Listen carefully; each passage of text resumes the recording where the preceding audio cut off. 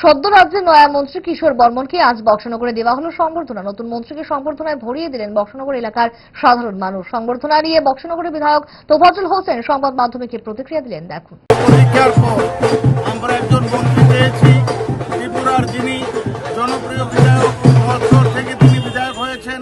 আজকে আমাদের গর্ব, আজকে এই যে আমাদের সিপাহীজলা ডিস্ট্রিক্টের মধ্যে আমরা যে একজন মন্ত্রী পেয়েছি জনপ্রিয় বিধায়ককে, তার জন্য আমরা এই সিপাহীজলা ডিস্ট্রিক্ট গর্বিত এবং বক্সনগরের যা জনগণ আপামর জনগণ গর্বিত।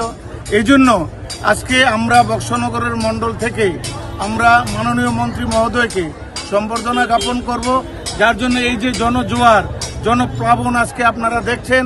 আপনারা আপনাদের ক্যামেরার মধ্যে বন্দি করে আপনারা সারা ত্রিপুরা রাজ্যের মানুষকে জানিয়ে দিন, ভারতবর্ষে বিজেপি আরও 40 বছর ক্ষমতা থাকবে, ত্রিপুরা রাজ্যে আরও 40 বছর বিজেপিকে হটাতে পারবে না। কারণ এই যে যুব সমাজ, এই যে মাতৃশক্তি আজকে বেশি মাত্রায় উপস্থিত আমাদের মন্ত্রী মহোদয়কে সম্বর্ধনা দেওয়ার জন্য।